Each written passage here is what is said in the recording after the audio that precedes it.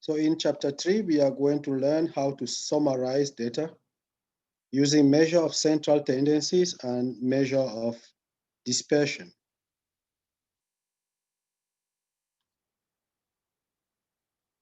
So we are going to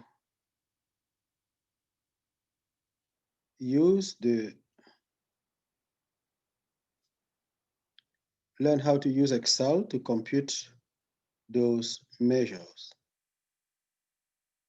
So let me put the PowerPoint on the screen. Yep.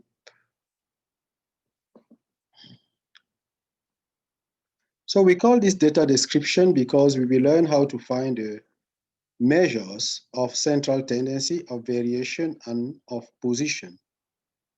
The first PowerPoint is on measure of central tendency, and then the second PowerPoint will be on measure of variation, measure of position, and exploratory data analysis. So we want to recall here that a statistic is a characteristic or measure obtained from a sample, while a parameter is the same thing but obtained from the population. The main thing in statistics is how to use statistic, that is a measure from the sample, to estimate parameter, which is a measure from a population. So one of the common and most useful measure in statistics is the mean. The mean, also called arithmetic average, is the sum of all the data values divided by the sample size. And for the sample is denoted by X with a bar, and the parameter for population is mu, the Greek letter mu. So we look at an example here. We have data that represent the number of days off per year for a sample of individuals selected from 9 different countries. We want to find a mean. So to find a mean, we will add these 9 numbers and divide by 9. That is what the mean is essentially.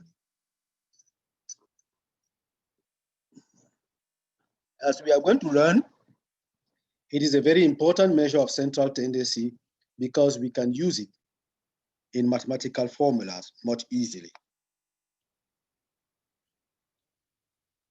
So we can compute the mean whenever we have data that are at least at the level of interval or ratio, which essentially mean quantitative data. So the mean is generally unique and it is generally affected by large or small data values. So if you have the arithmetic mean and you remove those large and smaller values, you will have what we will call a trim mean, because those outliers can easily affect the value of the mean.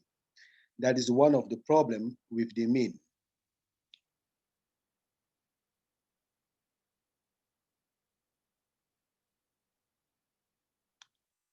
So we can also compute the mean when we have grouped data into classes. In order to do so, we are going to use the class midpoint in place of data values together with the frequency. So to compute the mean, you will multiply each class midpoint with the number of times the frequency for that class, and then divided by the sample size.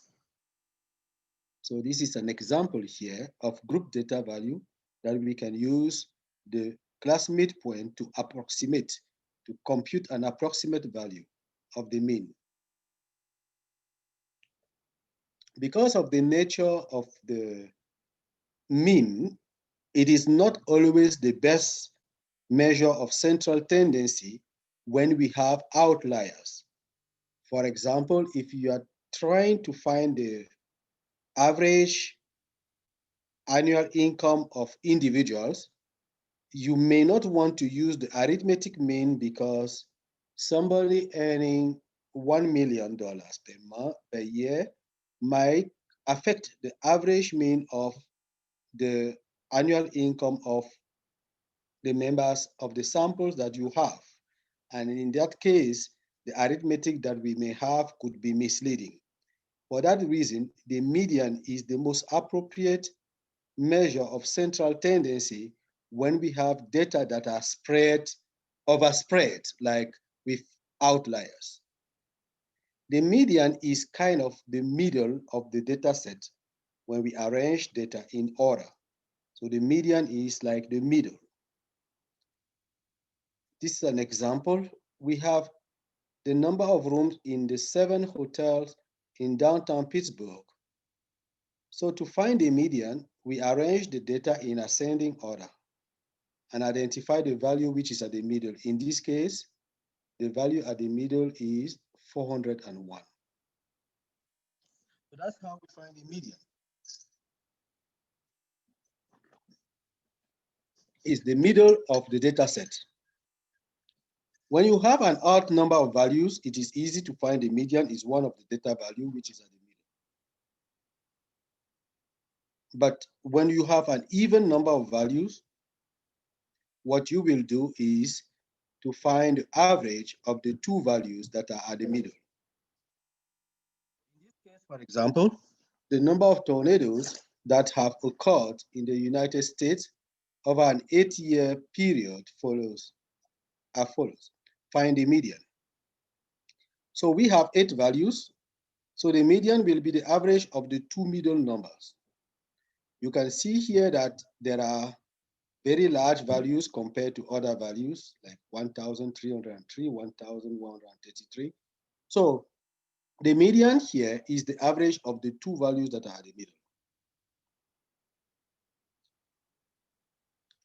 So in general, when you have large sample size, you want to compute the median by determining the rank, the position of the values. If you ordered your value, let's say from 1 to n, you have n values, you will do n plus 1 divided by 2. If you get a whole number, that is when n is odd, you will get a whole number. That will be the position of the median. Otherwise, you will get a number 0.5, like you can have 3.5 or 7.5. And that will indicate to you that you are going to take the average of the two numbers that are at the middle. So the mean is very sensitive to large values. So when we consider the mean income of 5 people, for example, with one earning $1,200,000, then the median will be meaningless. I'm sorry, the mean will be meaningless because it will give an average that is so much above the actual meaning of the center for this sample. So in this case, the median, which is 42,000, will be a better indication of the average or the center of the data set. Another measure of central tendency is the mode. The mode is actually the value that occur the most. So it is sometimes said the most typical case. So there may be no mode in some cases. That is, when all the values have the same frequency, there will be none that will be considered as the value with the highest frequency. When there is only one mode, we say that the data is unimodal. And when there are two, we say the data set is bimodal. So this is an example. Find the mode of the signing bonuses of 8 NFL players for a specific year. The bonuses in millions of dollars are given below. So we are going to look at the data with the highest frequency, and we see that 10 is the value with the highest frequency. It occurred 3 times. So the mode is the value with the highest frequency. Find a mode for the number of coal employees per county for 10 selected counties in southwestern Pennsylvania. Here we see that each data value stand alone and occur only once. So there is no mode. The data show the number of licensed nuclear reactors in the United States, and for a recent 15 years period, find a mode. So we see that 104 and 109 both have the same frequency, which is the highest frequency. So this data set is considered to be bimodal. When we have a group frequency, that is when we have grouped them into classes, we call the modal class as the class with the highest frequency. If you have a question, you can stop me by just asking. For example, this is a group frequency distribution table. The group, the class with the highest frequency is 20.5 to 25.5, and the frequency is 5.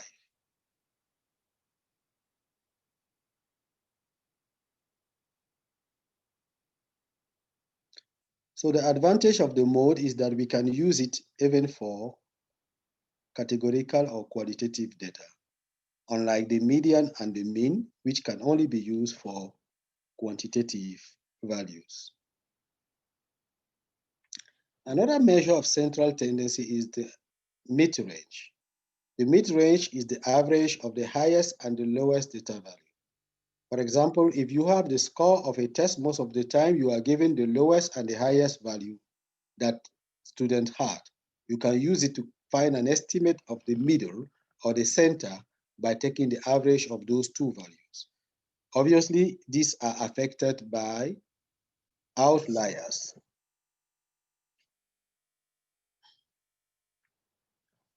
So in this example, we are going to look at categorical data and find a mode. Suppose I have collected data on religious affiliations of citizens of the United States. The modal or most typical value is Roman Catholic, since the Roman Catholic Church is the largest religious organization in the United States.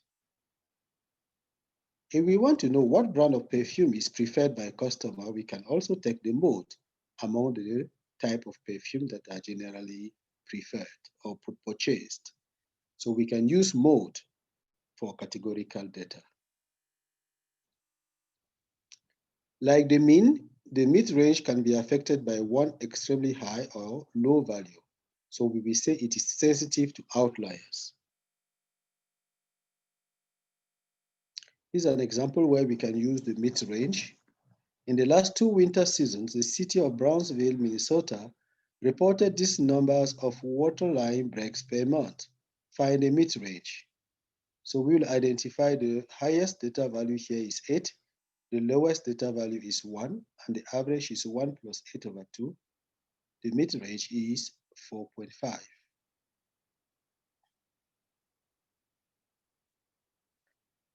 When we are computing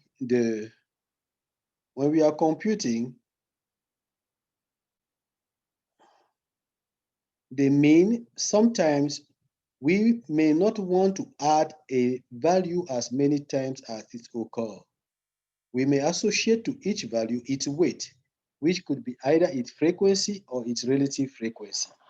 When we do so, the mean that we get is called the weighted mean.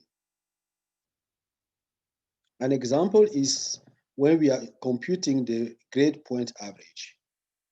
When you have your grade score as A, B, C, D, they associate to this the point and it becomes a quantitative value. And for each course, the credit is considered here as the weight.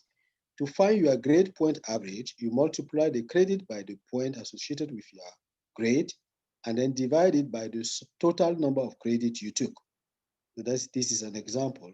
The grade point average here is 2.7. That is, you take English composition 3, you get an A, which is 4 points, and you do 3 times 4. Introduction to psychology, you have a C, which is 2 points, and you do 3 times 2. And then biology, you get a B with a 3 point, and you get 4 times 3. And physical education, you have a D, which is 1 point, and a 2 credit, so that is 2.1. So the total number of credits here is 12, and the total number of points is 32. The average point, the grade point average is 2.7.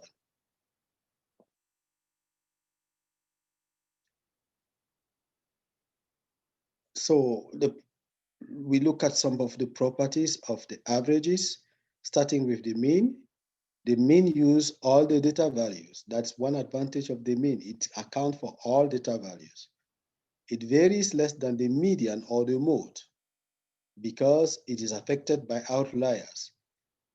It is used in computing other statistics because it is easily manipulated mathematically. It's unique, usually not one of the data values. So the mean is unique. It cannot be used with open-ended classes and is affected by extremely high or low values, which are generally called outliers. The median give us like the center, the midpoint.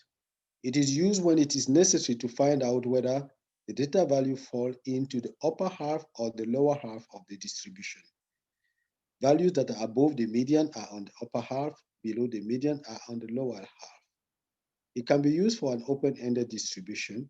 It's not very affected as the mean by outliers. That is, you can remove outliers and your median will remain the same.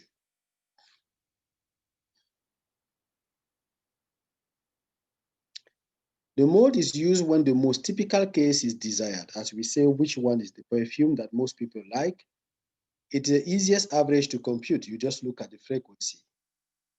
It can be used with nominal data or quantitative, nominal and even ordinal data. It's not generally unique. You can have 2 or 3 modes in some cases. The mid-range can easily be computed. That's the advantage. It gives the midpoint of the data set, but it's affected by extremely high or extremely low values in the data set. So these are some classical type of distribution. The first one is a distribution which is skewed to the right. In this case, most values are to the left where the mode is. So the mode is less than the median, less than the mean.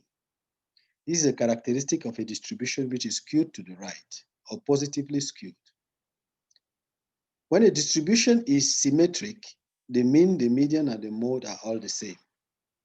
And when a distribution is skewed to the left, the mean is the smallest of the central measure and the mode is the highest. The median is always at the middle. So this is section 3.1. I want us to now continue with section 3.2, 4, 5.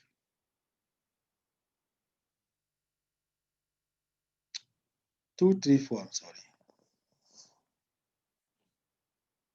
So in this section, we will start with measure of variation. When we complete measure of variation, then we are going to use Excel to learn how to compute these measures most efficiently. So we have discussed the range in chapter 2, which is the highest minus the lowest data value. We have here two group of categorical values. 2 experimental brands of outdoor paint are tested to see how long each will last before fading. 6 cans for each brand constitute a small population. We are going to consider it as a population. So we have brand A and brand B.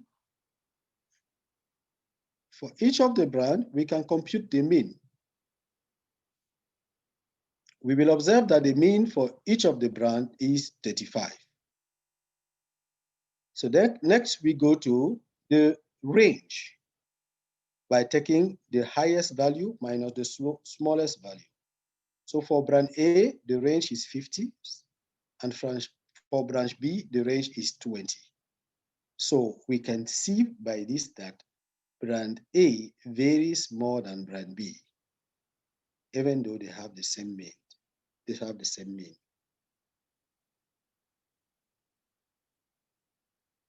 So variance is a typical method of determining the variability of a distribution.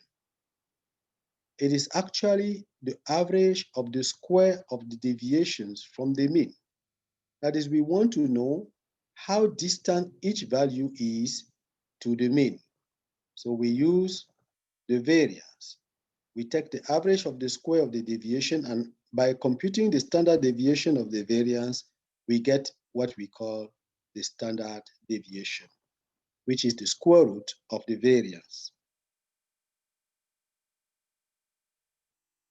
So these are the formula for a population variance. You subtract each value from the mean, square it, and then get a new data set, take the average of that. So subtract the value from the mean, square it, take the average. So we will look at the two data that we have to find the variance. We had the mean as 35, and we will subtract its mean from each of the data value. We have 10 minus 35, 60 minus 35. That is how we compute the variance manually. That is when you want to use a simple calculator. You will take the difference between each value and the mean, square it, add it up, and divide it by the population size. But the formula is different when we want to compute the standard deviation of the sample. We do essentially the same thing, but now we divide by n minus 1. And the standard deviation remains the square root of the variance. So find the variance and standard deviation for the amount of European auto sales for a sample of 6 years. So the data values are given here. So sometimes we use this other formula, which is called a shortcut formula. In this case, we square the values and then take the sum of the square. With that, we can find the variance, the sample variance here to be S squared equal to 1.28. So the main difference between the sample variance and the population variance is that for the population variance, you divide by the total population size. But for the sample variance, you divide by sample size minus 1. But this is another formula for it. So now you can use a TI-83 calculator, or you can use Excel to find both the mean, the mode, the median, and the standard deviation.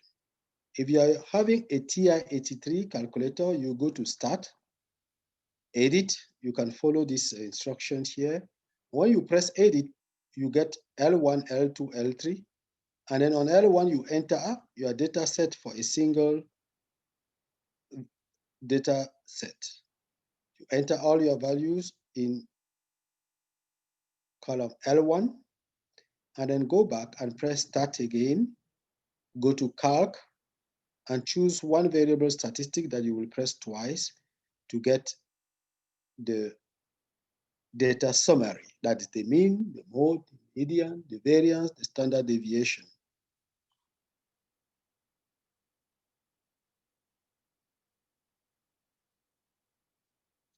So as I told you, for group data, you can always find an estimate of the standard deviation, the variance, and the mean by looking into classes as if they were a single value, which is represented by the midpoint. You replace each class by the midpoint and use it as single value together with their frequencies. That is how you find the standard deviation for group data.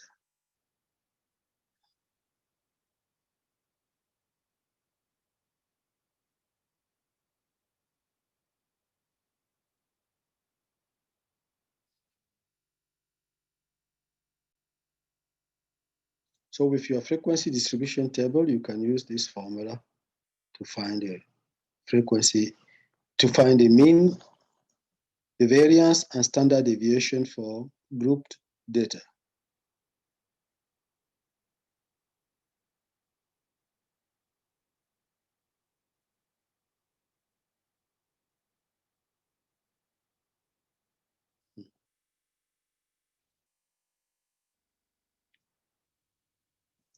So I want us to use this example of group frequency distribution with Excel. So if you are using your laptop, can you use Excel at this point? Can you go to Excel? I can. So I want us to use Excel to work this example.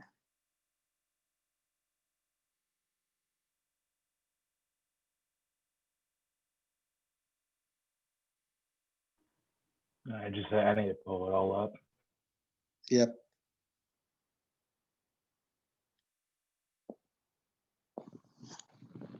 When you are ready, let me know. All right.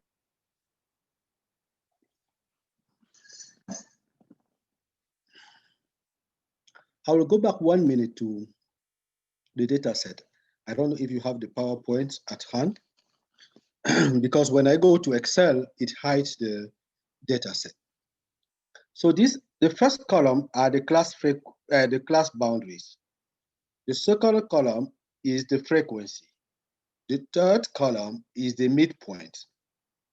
What I'm going to enter on Excel are these midpoints, but I will enter each point as many times as it will call. So I will enter 8 once. I will enter 13 twice because the frequency is 2. I will enter 18 3 times because the frequency is 3. I will enter 23 5 times, 28 4 times, 33 3 times, and 38 2 times. So you are going to see, if you don't have the data, just follow what I'm doing on Excel. And because I'm going to hide the data set now so that you can see how I'm using Excel. You can always have your data in front of you and then use Excel. I will enter these data values in column A. 8 has frequency 1, so I enter it once. 13 has frequency 2, so I enter it twice. The midpoint of 18 has frequency 3. 1, 3. 23 has frequency 5.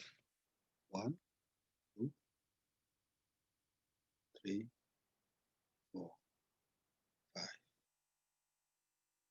28 has frequency 4. 28. I enter 28 4 times. 33 3 times. 38 twice. So this could be single value data, and you will just enter all your data in column A. So essentially, enter all your values in column A. Then you go to data.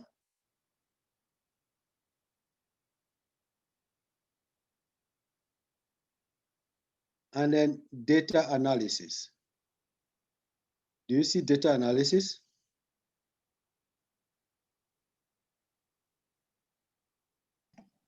Yeah. Yes. Okay, you enter the 20 values on column A, or whatever is the number of values, you enter it in column A. Then you go to data, then data analysis. We are now going to go to descriptive statistics. This is descriptive statistics. I will press descriptive statistics, okay.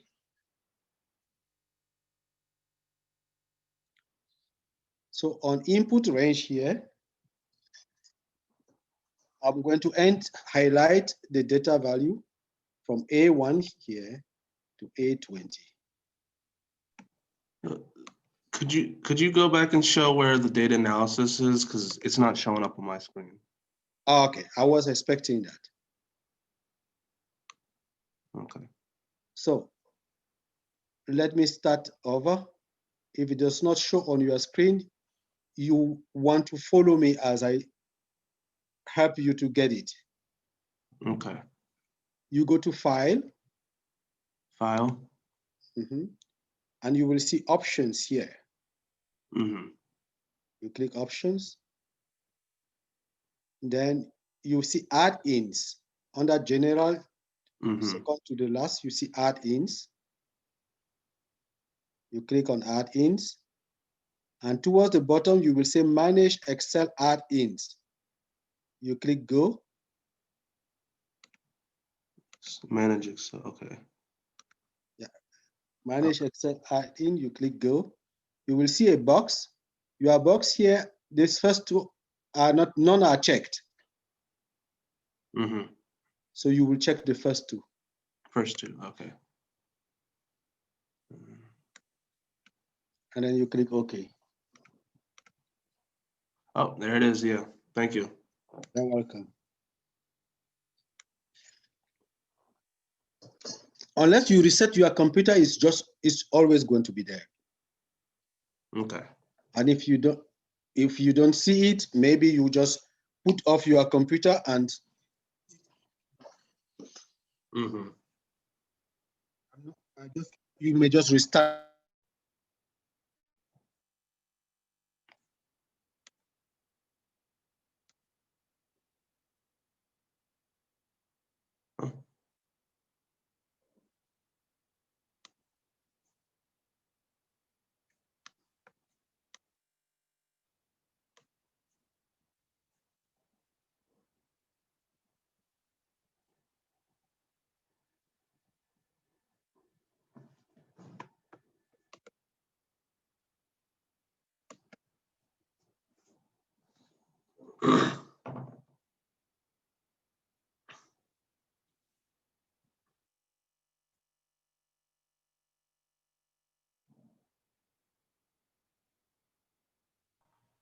I think we lost him.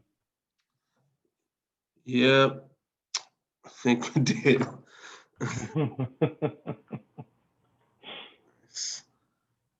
Oh, I don't know what to do now.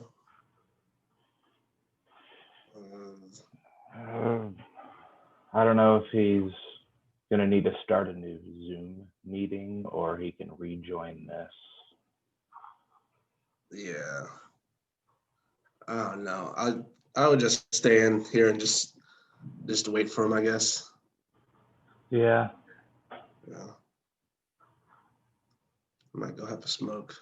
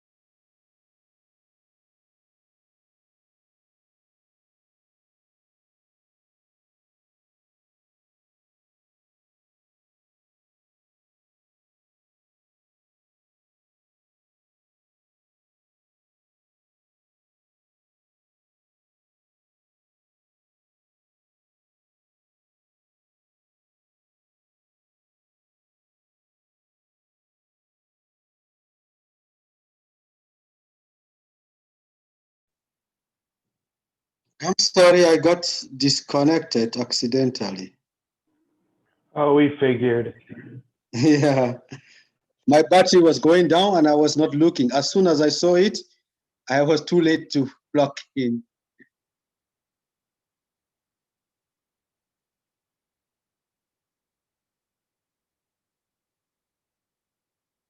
Okay. So we are on chapter 3. I will get back to Excel.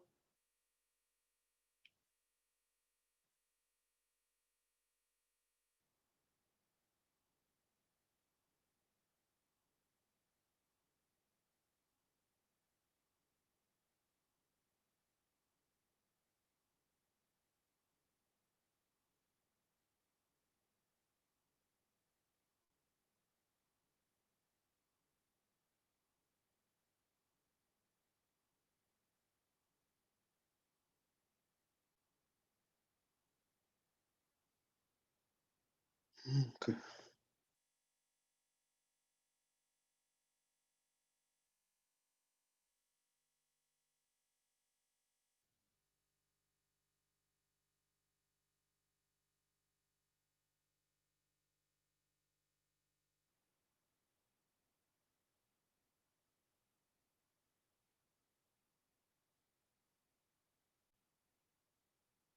Just 1 minute, let me get back and type what we had.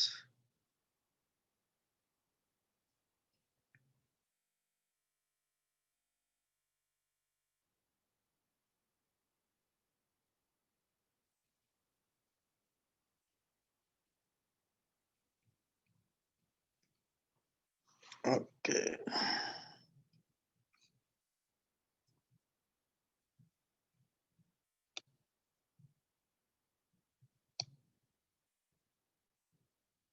So I will type back what I had here. Was 8, 13.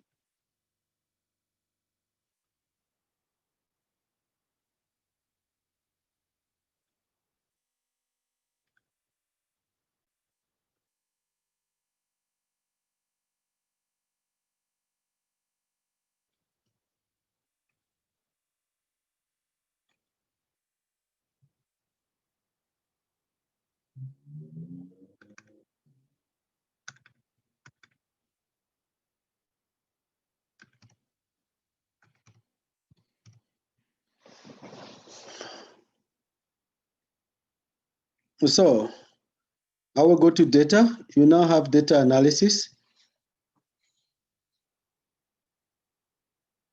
On data analysis, I will click on descriptive statistics. Input range, I could just type A1 to A20.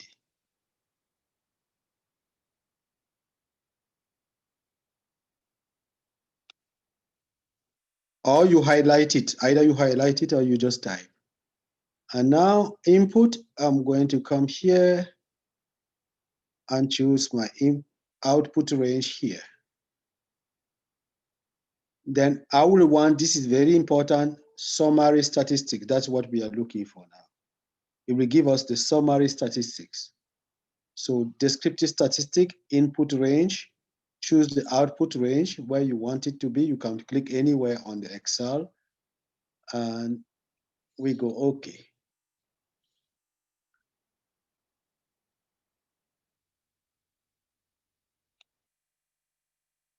So with this, you have the mean is 24.5. The median is 23. The mode is 23. The standard deviation is here. The standard deviation, 8.28. And the variance, this is the sample variance. Excel gives you the sample variance. The variance is 68.68. Now come in the rounding up. We generally round up those measures of central tendency 1 decimal more than the data value. Because this data value are all whole numbers, we will round this to 8.3, and here is 68.7. But if you write 68.68, it is still correct. Now the range is 30. The minimum value, that's the lowest data value, is 8. The highest data value is 38, and so on. So when you do this summary statistic, it gives you all the values that we have learned how to compute so far.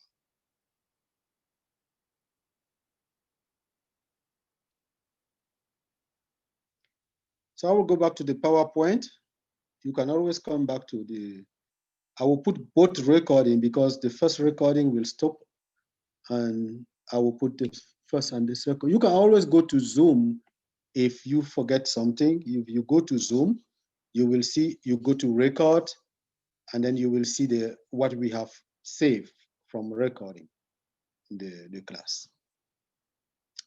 Okay, so now this is an example of using Excel to compute measure of central tendencies and measure of variation. It is generally better to use Excel because doing things manually can lead to several mistakes. So you can recall these values that we saw on Excel. The coefficient of variation is used to compare variations of data set. If you have two data sets which are of the same nature, for example, if a teacher gives two tests to the same different classes, maybe section 1 and section 2, you can compare the variability by just comparing the standard deviation. The data value with the higher standard deviation varies more. But sometimes you want to compare two things that are not of the same nature. In that case, because the unit used, for example, some data might be given to you in millions and another data is given to you in hundreds. Naturally, the standard deviation of the data given to you in millions will appear higher than the standard deviation of values that were given in hundreds. And in that case, you might be misled by thinking that the data distribution, which were in millions, varies more than the ones that were in hundreds. To fix that, we use the coefficient of variation by dividing the standard deviation by the mean. When you divide standard deviation by the mean, you multiply by 100% because it is always expressed as a percentage. And the data set with the higher coefficient of variation varies more. This is an example. The mean of the number of sales of cars over a 3-month period is 87, and the standard deviation is 5. So this is the number of cars sold. It has a mean of, over a 3-month period, it has a mean of 87 and a standard deviation of 5. The mean of the commission is 5,225, and the standard deviation is 773. If you want to compare which of the two distribution varies more, you might quickly think that the commission vary more because it had the higher standard deviation. But if you compute the coefficient of variation, your conclusion will be better. We will see here that the coefficient of variation for the number of cars is 5.7%, and that for the commission is 14.8%. You can see that when you are comparing 87 and 773, it looks like the commission varies so much more than the number of cars. Although the commission still varies more than the number of cars, when we use the coefficient of variation, we have a better reflection of that variability. So the rule of thumb is used to estimate the standard deviation by dividing the range by 4. Sometimes we have that kind of situation where we don't know the standard deviation, and we just take the range and divide it by 4. So Chebyshev's theorem. Chebyshev's theorem is used to estimate the proportion of values that are within a certain number of standard deviation. We are going to look at some examples here, but we want to recall here that within 2 standard deviation, there are at least 75% of value. That's what the Chebyshev theorem tells us. Within 3 standard deviation, there are at least 88.89%. And within 4 standard deviation, there are at least 93.75% of values. To do this computation, you look at this number. If k equals to 2, 1 over k is, k squared is 4. So 1 over k is 1 over 4. 1 minus 1 over k give us the 3 over 4. So that's the minimum proportion of values that are within a standard deviation. Let's look at this example to understand what is the meaning of that. The mean price of house in a certain neighborhood is 50,000 with a standard deviation of 10,000. Find the price range for which at least 75% of houses will sell.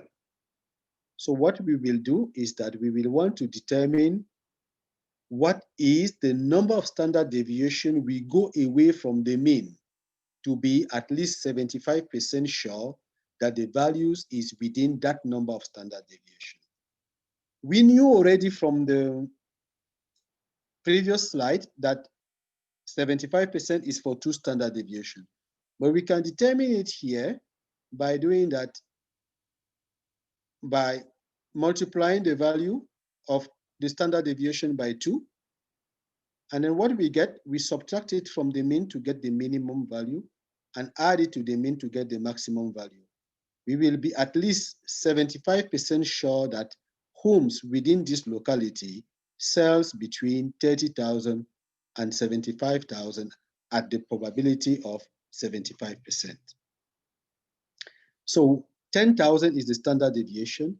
2 is the number of standard deviation. So within 2 standard deviation, the values are between 30 and 70,000.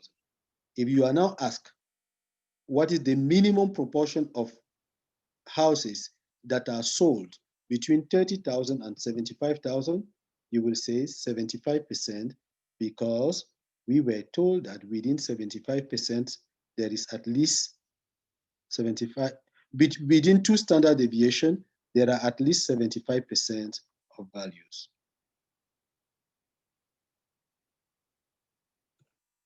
So another way of estimating the proportion of values within a number of standard deviation is for a normal distribution. This distribution is for normal distribution. So within 1 standard deviation, we have 68% of value. Within 2 standard deviation, we have 95% of value. And within 3 standard deviation, we have 99.7% of value.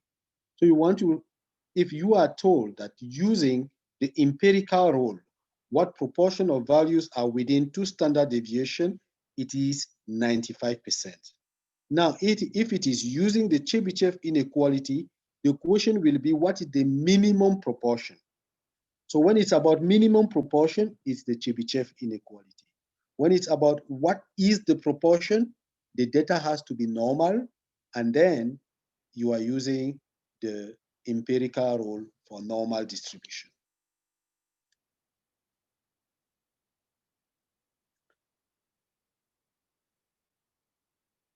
So we are going to look at some other type of measure here, measure of position. The standard score is subtract the mean from a value and divide by the standard deviation. It is also used like the coefficient of variation to compare scores that are not of the same unit. You are going to get this type of question on your quizzes or exam. A student scored 65 on calculus test that had a mean of 50 and a standard deviation of 10. She scored 30 on history with a mean of 25 and a standard deviation of 5. Compare her relative positions on the 2 tests. So you take the mean, subtract it from each score. The mean for calculus is 50 and the student score 65. So you do 65 minus 50 divided by 10. So the standard score is 1.5. And in history, the student scores 30 with a mean of 25 and a standard deviation of 5. So the standard score is 1. We can see that the student's score is relatively better in calculus based on the standard score.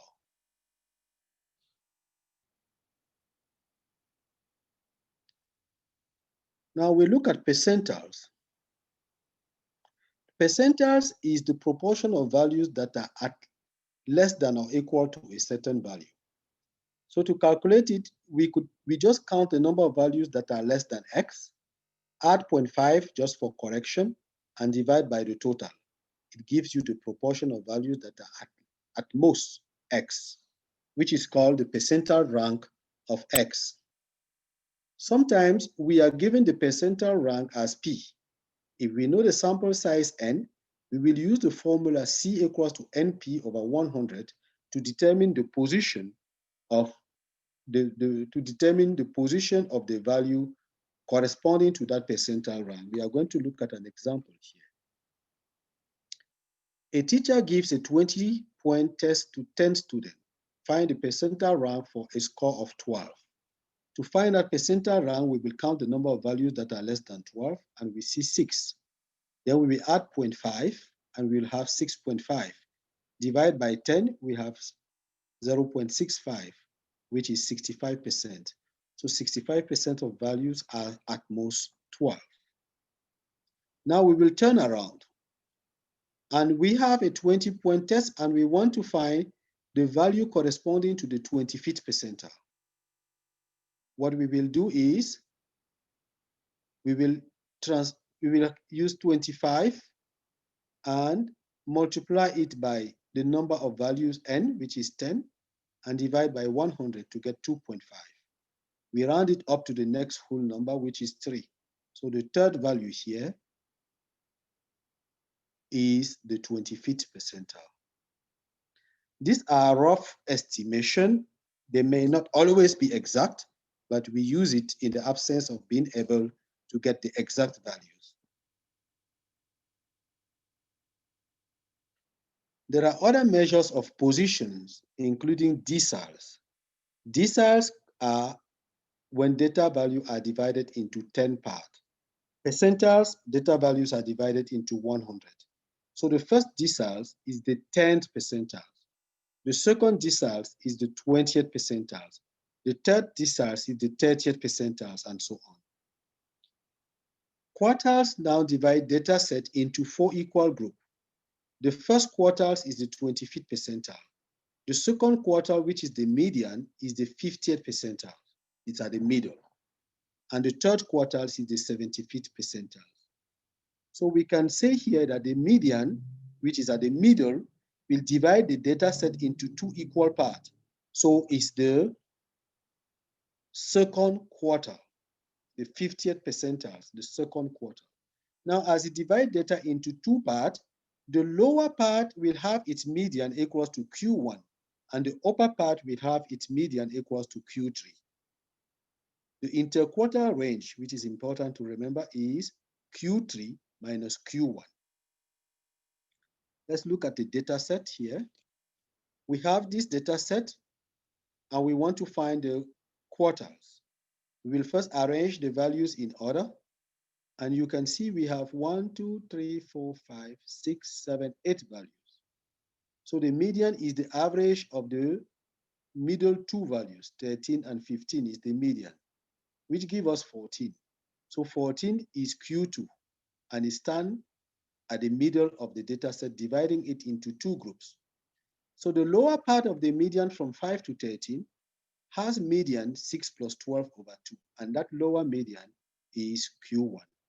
The upper part of the values from 15 to 50 has median the average of 18 and 22, which is 20, and that is Q3. So you start with Q2, dividing the data into 2 parts. The low part has median Q1, and the upper part has median Q3. Now, Q3 minus Q1 is the interquartile range. So interquartile range is generally useful in identifying outliers. So when you have an interquartile range for a data set, multiply it by 1.5. Then subtract it from Q1. Any value less than what you get is called a lower outlier. Add 1.5 to interquartile range to Q3. Any value you get above the number is called an upper outlier. So lower and upper outlier are the extreme values. Last section, which is almost the end, we may not go up to 5 minutes, are the 5 number summaries. The 5 number summaries are the lowest data value, the minimum, Q1, the median, which is Q2, Q3, and the highest data value, which is the maximum. That is what we call the 5 number summary. The minimum, Q1, Q2, Q3, and the maximum. Those values are generally used to make what we call the box plot. To construct the box plot, you start with a point considering this data value. You can see here that we can find Q1, Q2, and Q3, the lowest value is 30. So you start with a point 30 here. You scale your line up to the highest value, which is 296. And then you position Q1, which is 47, Q2, which is 83.5, and Q3, which is 164. Just as you will learn how to find the Q1, Q2, Q3. This box is called a box plot. We use it to analyze the nature of the distribution as follows. If the middle is, as we can see here, more to the left than the middle of the box, we will say that this data set is skewed to the right. That is, more values are to the left, so it is skewed to the right. If this line was closer to Q3, that is to the right of the box, we will say that the data set is skewed to the left, meaning more value are to the right. And if it is at the middle, if the Q2 is at the middle, we will say that the data set is approximately symmetric. So distributions that we can use the box plot to analyze are either symmetric, skewed to the left, or skewed to the right, depending on the relative position of Q2. You can also use your calculator to make a box plot, not very important. Using Excel, this is what I taught you how to use Excel to find. I mean, here you are using calculator. This is how to use calculator to find the data summary. I told you this before. And Excel, we did it also. How to use Excel to get data summary. Okay, this is the end of chapter 3. I will advise you to try to do your homework and go over the PowerPoint or this recording, maybe in about 10, 20 minutes. It will be on Zoom on Canvas. If you go to Zoom, go to recording, you will find the 2 recording for today because of the interruption. Sometimes I put it on YouTube to put it on Canvas, but you can go to Zoom on Canvas. Okay, any questions so far? Nope. I probably will when I start going through the last half. I've already done half and of I the would homework, advise you, but after your first attempt, don't wait until the last attempt of your quiz before you start asking me questions. After your first attempt, if there is something you thought you were supposed to get right and it is marked wrong, just send me an email. I will check it and explain to you. If need be, we can make a 5-10 minute Zoom for me to explain before you go to the last attempt. And exam will be only 2 attempts. So an exam is similar to the quizzes you are getting. okay. Okay, guys, thank you so much for showing up. Thank you. You are welcome. Have a good evening. You too. Bye-bye. You too. Thank you.